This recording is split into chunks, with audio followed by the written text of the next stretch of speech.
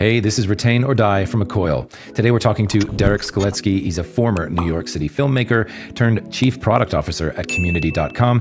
He shares his product council cage fight. It's a great idea how you prioritize your product work. He talks about busting the waitress myth of churn and unveils the churn forecast slide that every board craves.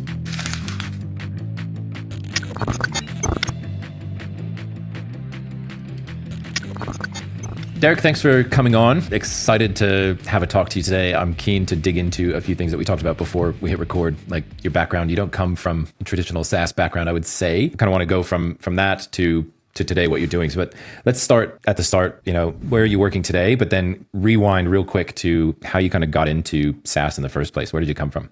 So right now I am CPO of a 7-8-year-old company called community.com. So they were started, but I think it was about 8 years ago, as a fan engagement platform. They raised a bunch of money, did that thing for a while, and now I'm part of a new executive team that has come in and trying to take this thing to another level.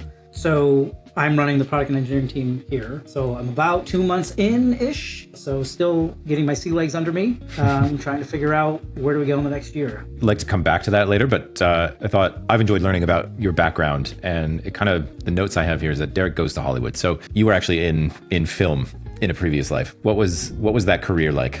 The first part of my career was in the film business, where I started in production, going from set to set, doing whatever I could. And then I ended up working for a big producer and then working at a studio. So I was actually super fortunate. At the time I was in the industry, the New York film scene was really hot. It was like the pinnacle or the peak for New York film. So I was able to work in the business in New York for most of my time there, which was great. Then things started to fade back to LA, which tends to do in cycles. And I realized I would have to, if I wanted to stay in the business, which I did enjoy, I would have to live in LA for the rest of my life. And I didn't want to do that. So I ended up leaving the business, leaving that industry, going back to business school, and then happened to get into software after school, where I started a SaaS company shortly after school. And since I've started 3 total SaaS companies, I've sold 2. And then within those acquisitions, I've joined other bigger companies and evolved into an executive role, mostly on the product side. But I have done executive roles on the go-to-market side as well. What kind of pulled you into the product side of a SaaS business? Like what was the allure there? I mean, you said you've done go-to-market. Is there a particular draw to the product side? When I founded my own company, I would describe myself as kind of a product-oriented founder.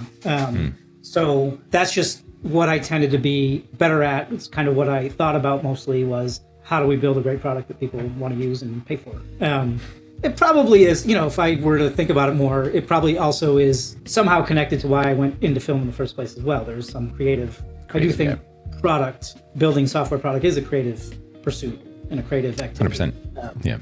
So I do think that's probably somehow connected to why I went into that other industry as well. In your role, CPO at Community, do you have a hands-on role with the product? Like, are you getting to be that creative person or play that creative role that you kind of, that drew you to it in the first place? Yeah, or overseeing that work, right? Like, it's still trying to figure out what we need to build, and then the actual getting in the weeds of how we build it, what it looks like, how do users react to it, what the copy should say. I'm pretty involved, I would say. I think product is not, some people think product is coming up with new ideas of what to build. A lot of it is just prioritizing existing ideas and executing on them, right? Like, there's no shortage of ideas. You don't need to sit around and dream of brand new things most of the time, especially for a later stage product.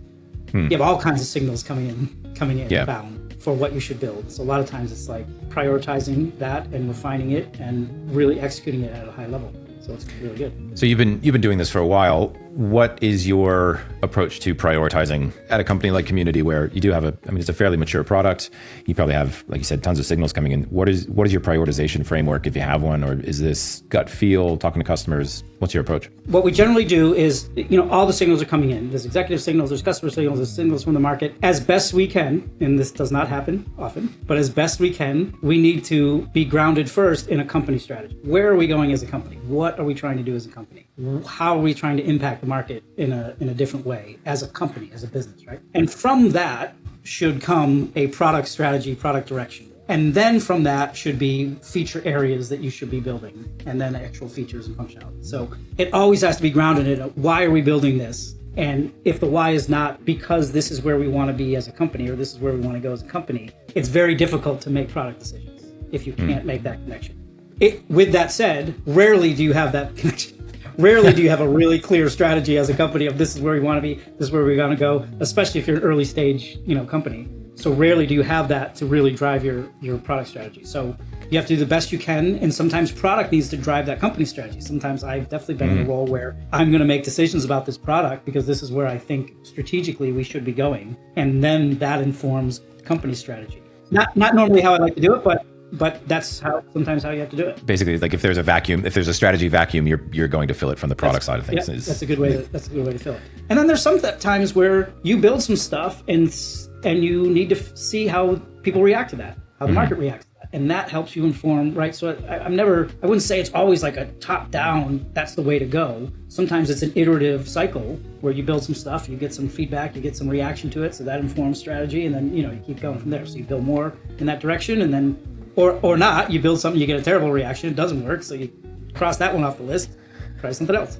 Do you think you need to have a certain appetite for uncertainty to be able to do that? Or have you run into product teams that want to almost be sure that we're doing the right thing before we do anything? Yeah, no, absolutely. I will say engineering is more like that than product. If you want to be in product, you have to be willing to be wrong and to fall on your face, right? It's kind of like a sports team. If you're going to participate in a sport, you can't be afraid of losing because you're going to do a lot of it. Yeah. Right? So if you're going to be in product, you can't be afraid to make decisions that might be wrong and might not work out. You just can't be afraid of that or you'll be paralyzed. In my experience, no offense to engineering, but engineering tends to want more data, more reassurance, more, proof that this thing is going to work before they invest their time in building it. And in their defense, I get it. They don't want to waste their time on something that's not going to work. But if you're in product, you have to be willing to see things fail. You have to be willing to try things that might not work out. And that's scary sometimes, and it sucks. And sometimes you get bad executives that blame you and, come down on you for stuff that doesn't work, but you got to have the stomach for that.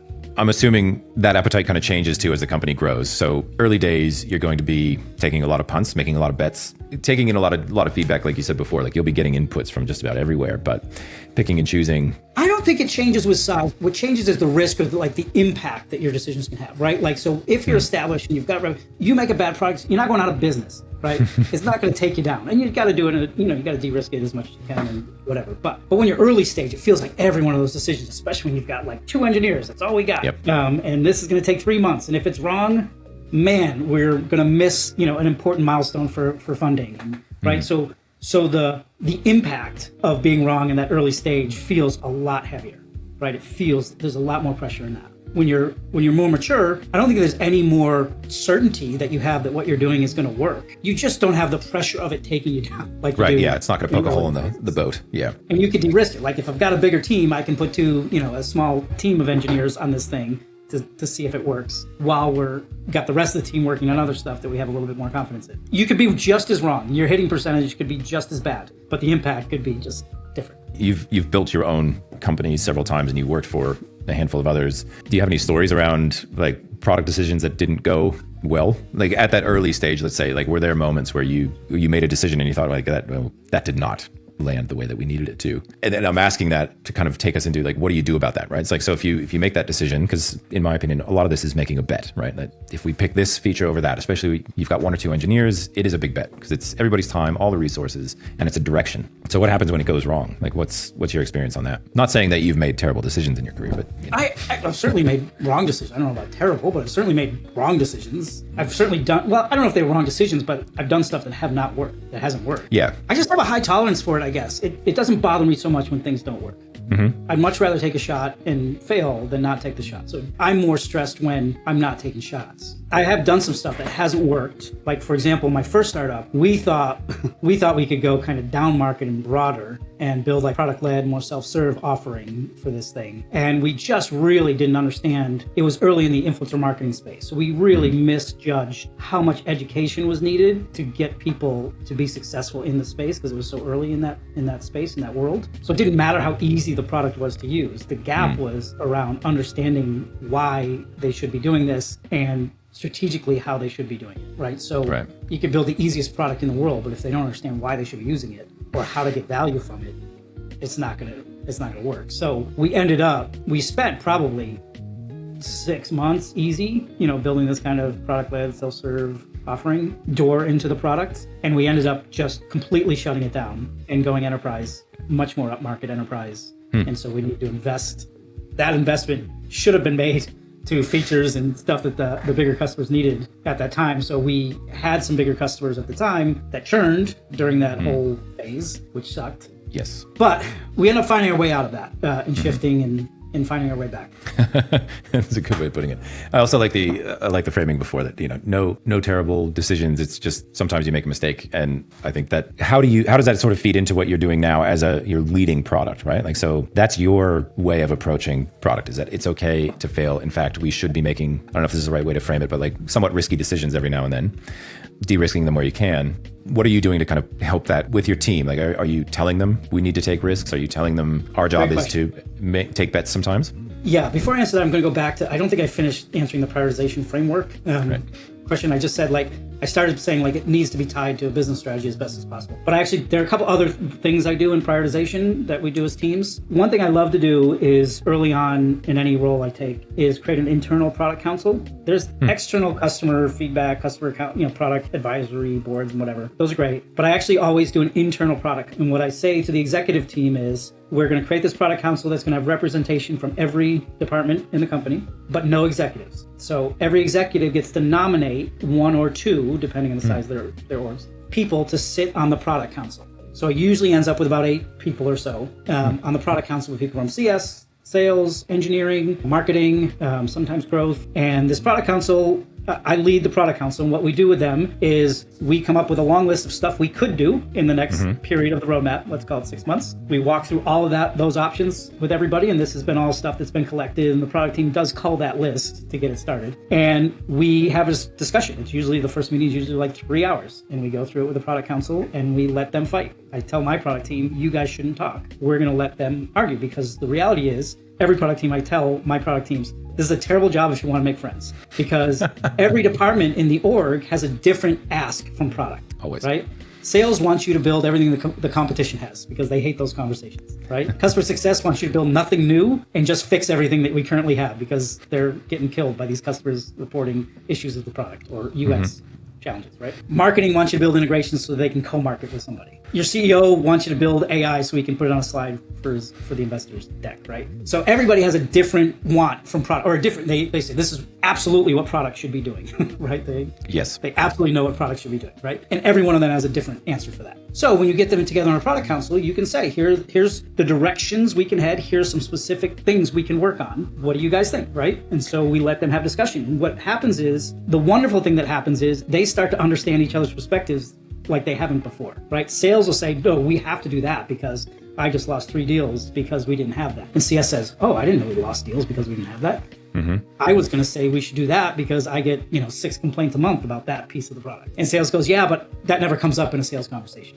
Oh, okay, right? So they have this conversation amongst themselves where or sometimes you have to, depending on the personality, sometimes you have to pull it out of them. But what you want is those departments and those different priorities to clash and for everyone to air their opinion on this stuff. Yeah. And then I make them do a prioritization exercise. I give them that list and I say, rank this list. And then we do follow-up meetings where I'll show them all the rankings and how everybody ranks stuff and have that discussion about how this thing got ranked so high, but this thing that everyone thought was so important all of a sudden dropped to the bottom. Yeah, right? Fascinating.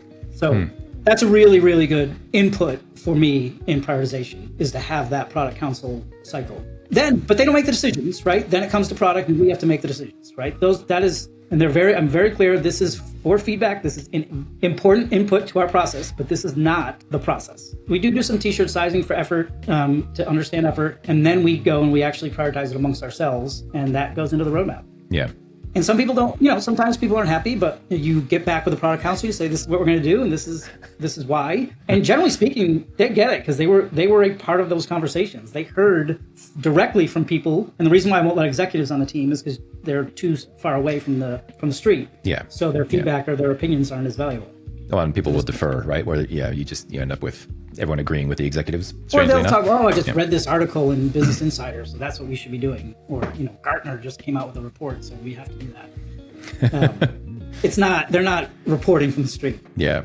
So is there a particular level of teammate that you're trying to get onto the council? You know, when you say an executive can nominate someone, is there a level that works better than others, junior to senior? Too junior is problematic.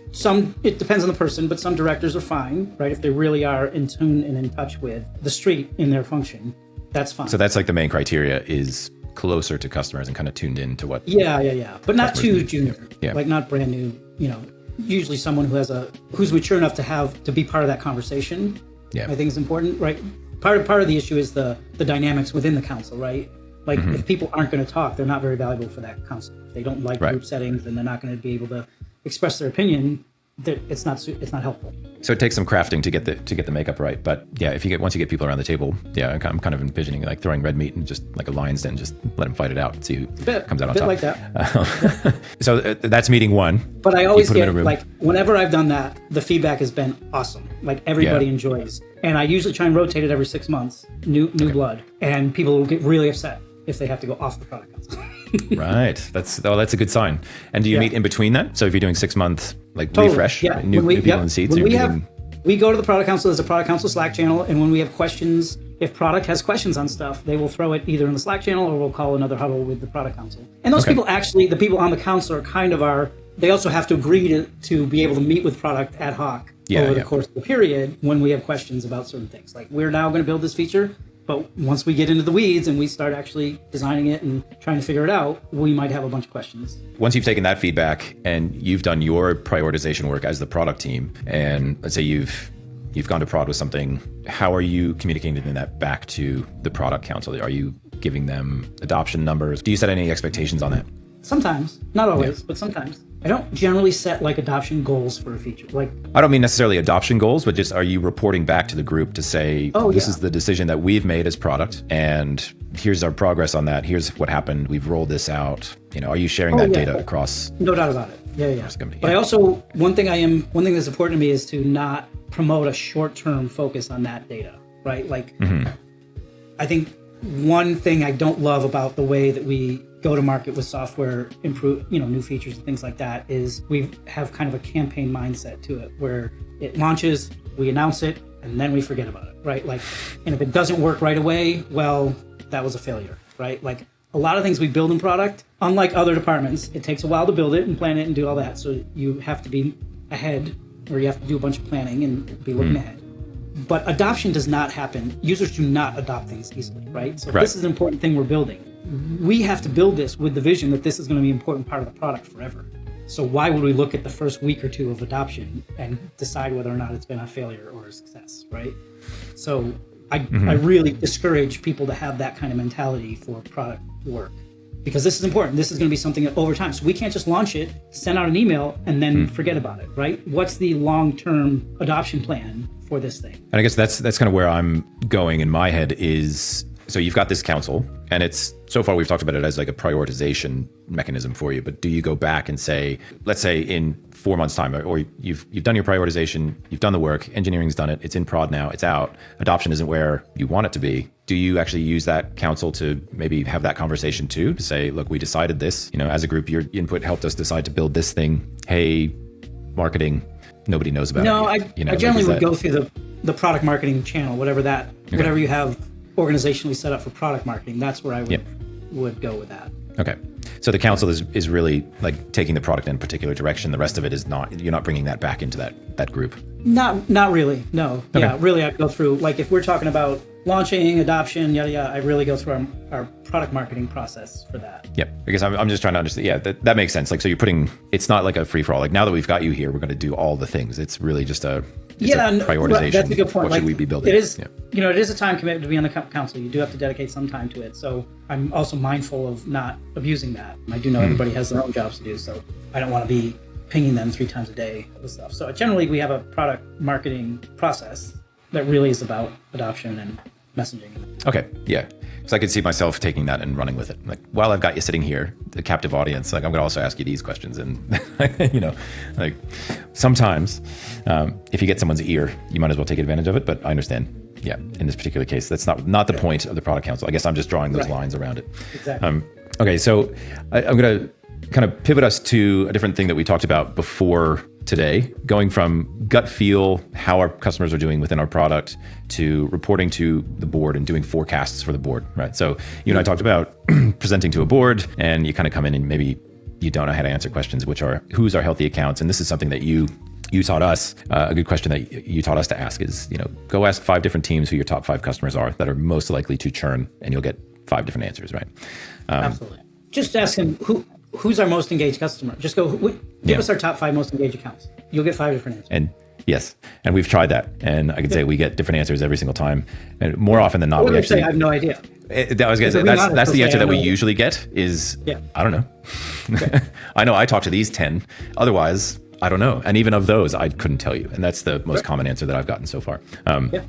But if you are in that scenario, and I know you've been here, where you've got to go to a board and answer those kind of questions, so this is kind of like on a success side of things. It's like, how do you tell what a healthy account looks like? And if you're just going on gut feel, how are you reporting that to the board? And then what do you change about your planning, and what are you looking for in particular in the product data? That's going to tell you. That's a very leading question, in the product data. Well, I was going to say, if you're going off your gut feel, you're just lying.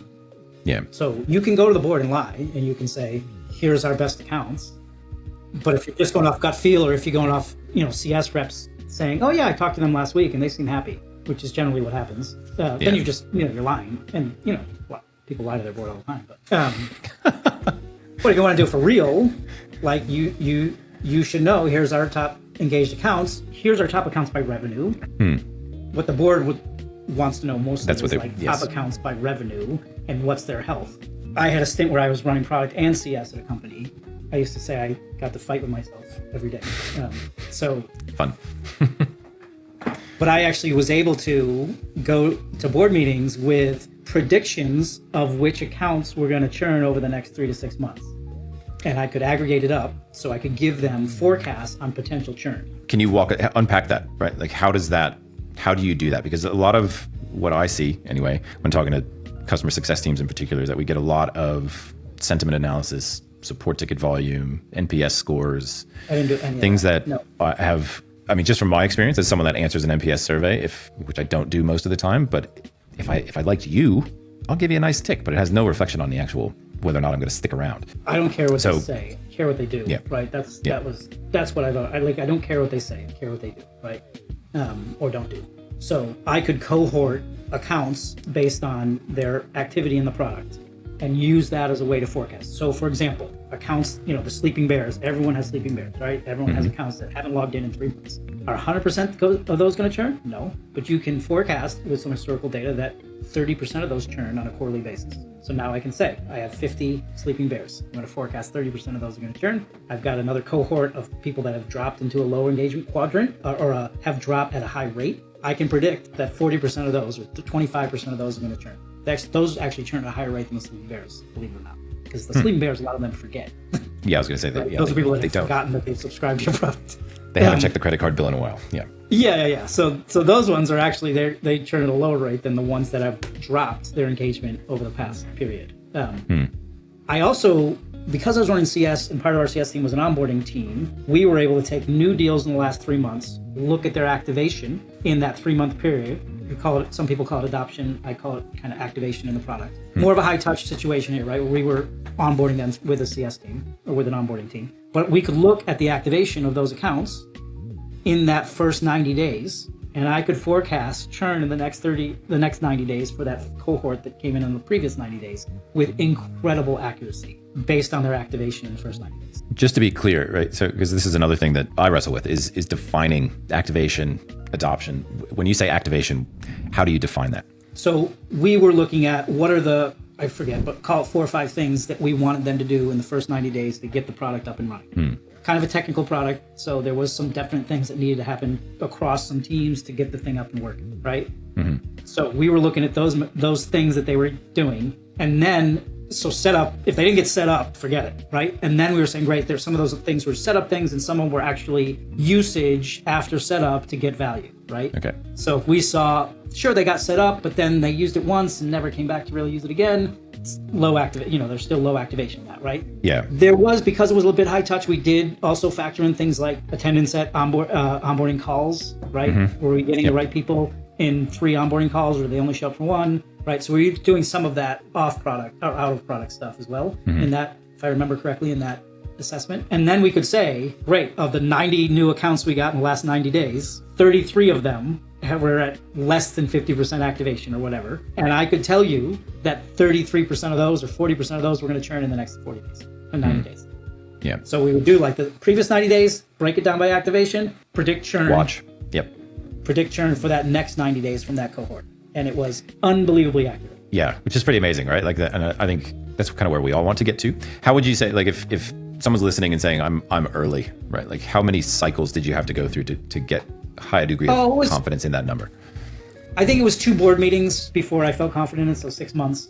And then after that, like the board wanted to see that slide. Yeah, I'm sure. And I feel like most teams would want to see that slide, or leadership across different teams would want to see that slide, because that really tells you everything from top to bottom, right? Like top of funnel, how many do we need to pump in so that on this side we get out, and that how many informed, customers that informed both the onboarding process and activities, but it also really informed the sales process, right? We're recognizing, these types of accounts are coming in and not getting activated. Then we could go into deep dive and like, what is it? Is there some commonality about the use case or the salesperson, right? I even did an analysis where it tied that back to individual salespeople, and we could see so-and-so's accounts tend to churn at 2x everyone else's account. So that was somewhat of an uncomfortable conversation internally. Didn't do it to the board, but internally, in the executive team, we would do that. But it also like helped us inform, like, guys, when we sell to this type of account in this way, they just don't have success. Yeah. So we can make a strategic decision. Do we want to continue to do that and take their money for 90 days? Or do we want to just not sell those accounts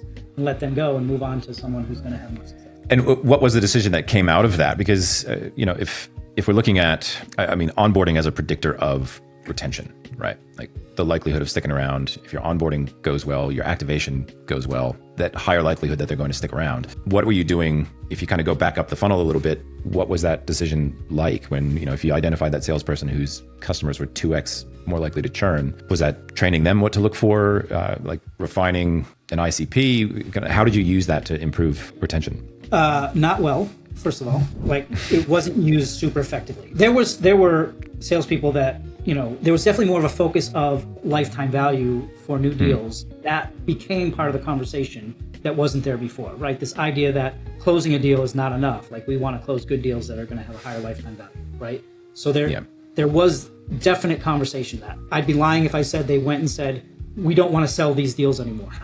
Of course, right? Comp models. I'd be lying if I said that happened. But it definitely did help shift the focus to more of a lifetime value, a good customer that's going to be around for a while versus a quick deal that we get in the door. I do think we probably increased clawbacks or introduced clawbacks for the first 90 days. So accounts that got sold that didn't get beyond the 90 days, the rep would get a clawback. I think that came out of that exercise, which obviously didn't make me a hero to the sales team, but no, would not. That's a whole other thing. I think getting into sales compensation models is fraught. We'll say that, to say the very least. The positive thing on the sales side was definitely just a more of a focus, or at least a conversation around lifetime value. Value of this customer beyond the closing. Right? Yeah. Just to get to like the heart of this, what we're talking about, this kind of started with talking about activation, and we're talking about what they did, not necessarily what they said, right? So this is product data that you were looking at to run these numbers. Yeah. With some there was some qualitative. There was some of this onboarding activity. I think it was mostly like meetings attended during the first 90 days. Which makes sense, yeah. I just think it's interesting that my journey with this over time has been, at a lot of companies, I haven't been able to see the product data, not in any way that was sort of like meaningful to me in product marketing, growth, whatever. So the idea that it would kind of inform my work on the go-to-market side, it just never kind of came down to that level for me. And we hear this a lot from PMMs, from CSMs, that they just don't ever get that data and insights from that. No doubt about it. Like most do not. No doubt about it. And if and when they do, it's a game changer. Yeah. Like the approach to the work is very different if that's part of your process and part of your decision making. Yeah. I know we're almost out of time here. I did want to touch on real quickly. Already? You've got already. I know. I do that. I have that effect on people. Time flies. Yeah. I did want to touch on your product data masterclass, right? So you've not only built products around this, but you've got a course. I've gone through it. I go through it multiple times, actually. I keep going through it because... Does that mean it's confusing and you have to go through it? No, I feel like there's always more to learn. It's not as cut and dry as you might think, right? You're not just measuring activation. And that's why I asked before, like, how do you define activation? Because that's another thing. It's kind of like, who are your most engaged accounts? Ask 10 people how to define activation and you'll probably get 8 or 9 different answers. Maybe you'll get a few that agree. But just wanted to talk on the masterclass. What do you teach in it, and why did you build a course on product data? Yeah, why is the right question. So to my earlier point, like I'm not an engineer, so I'm not technical, but when I came into this world of software, I remember my first product, I had an engineer instrument some events in the product. And I think it was Google Analytics we were using at the time or something. It was pretty early in the analytics world. And I was at the time, I was selling, but I also was managing some of the accounts. And it was only a handful of us at the company at the time. But I could not, for the life of me, try and figure out like who's having success, right? Like who is using our product event. And he instrumented some events into Google Analytics. And I thought it was magic. I thought it was magical that I could see what people were doing in the product, right? Like I came from like the movie business. So we would make a movie and we'd send it out into the world and read some reviews, I guess, from critics, but we had no idea how actual moviegoers were experiencing the movie, right? So to have this product data in Google Analytics, which was really bad at it, but just to be able to say like, oh my God, this account logged in 3 times last week and did those 2 things. Like it felt magical to me. It felt a little dirty, to be honest, but it also felt like just magical for me. So from there, I built so we had a spreadsheet that we would export data and we would add some macros to this spreadsheet, I remember, to try and put some kind of score together for the engagement of our accounts. And that's like changed everything. That like changed the conversations that changes the focus we were having on accounts. It changed how we were approaching those accounts and customers, right? So how so? What changed from before, after? What was the difference in that experience? Like talking to customers, right? So first of all, it told us like who we should talk to. Who should we be talking to, right? On both ends, right? These guys are doing awesome. Let's talk to them and make sure they continue to do awesome or learn from them on what they're getting the most value from and really coddle them. I've always felt like you got to take care of those guys really well. Like spend a lot more time on those guys. Most people like chase the problems. I always would rather go the other way. The successes. Yeah. So then the other part where we did do some chasing of the problem, like there were some problems and let's see if we can help and get them along. But so it totally changed like who do we focus on? And it totally changed like why should we focus on that? Like we could actually answer that. It wasn't like because we haven't talked to them in a while, which was kind of the answer before. It was because they're using the product and they're killing it, or it was because they have dropped off and we need to see what's going on, right? There was a reason behind why we should prioritize reaching out to them. Sometimes it was we need to get an executive involved. Maybe we need to get the CEO to reach out to them. When you went into conversations sort of armed with that data, did that change how customers talked to you and sort of perceived your outreach, right? If you came in and said, we see that you're not doing this, or we see that you are doing this, did that change how they received or how receptive they were to actually hearing from you? I don't know. That's a good question. It definitely, I can't imagine they didn't feel that our conversation were more personalized like that. But I never had an issue where like someone said, that's creepy. That was my next question was, you mentioned it before. I feel a bit dirty, right? Like I've heard that a number of times now. Like people look at me sort of side-eyed. When you start talking about tracking product analytics, right? Which is in essence how people are using a tool. And I have had a few people say, isn't that kind of like spying? What's your take on that? I mean, is there really an ethical concern here? I think at this point, everyone understands you're looking at product analytics. So I don't think that you're going to shock anybody in that context. But I also think if they feel like your intention is pure and that you're trying to help them or understand what the issue is, I think it's fine. I wouldn't say like, I saw that you clicked on this button 3 times last week and then you clicked on that button. Like, I wouldn't necessarily do that. But like we have said, like actually just recently, we had a new feature we launched. We had some people start to use it, but not actually publish the thing and go through. So we reached out to those people that started but didn't publish. We said, hey, thanks so much for trying out the new feature. We'd love to hear your feedback and see if you had any issues, right? We didn't say, we saw you start and not finish, and therefore we'd like you to help you finish, right? We let them know we knew they used the feature, and no one said anything. Yeah. So this all started by asking why build a product data masterclass, right? So. Oh, sorry. Yes. No. I helped steer us off that, but I think it's all that is important context of why you built this thing, right? Because So there's obviously value in starting having with like why is just I just was amazed at how much when you really use that data and understand it and integrated it into your process, just things changed and things got better. However, every company I went to after did a terrible job of implementing, and a lot of times implementing the data and definitely not using the data in a really good way. And I just felt like there was such a huge gap, not only in just poor implementations. So that was a challenge, right? Or no implementation. Sometimes there's no, they just haven't got to it yet, right? Which is very, very common, which is crazy to me. Like to me, if you are not tracking product data in the first, I don't know what you're doing. If you're sending a product out in the world and not tracking how people are using it, I really don't know what business you're in, to be honest. So that's a question that I'm searching for an answer to. Is like, when is it? And I've had this posed to me. Is like, when is too early? And I don't know that there is ever too early. If you are out of beta, meaning if you have customers that you don't know using your product, like beta is, I have 10 people or design partners now they call them, but I've got 10 people that are going to use the product, and they're pretty receptive to me reaching out to them and hearing feedback and whatnot. If you then go out and you invite users that you don't know to start using your product, and you don't have product data on how they're using the product or not, I just don't know what business you're in. I really don't.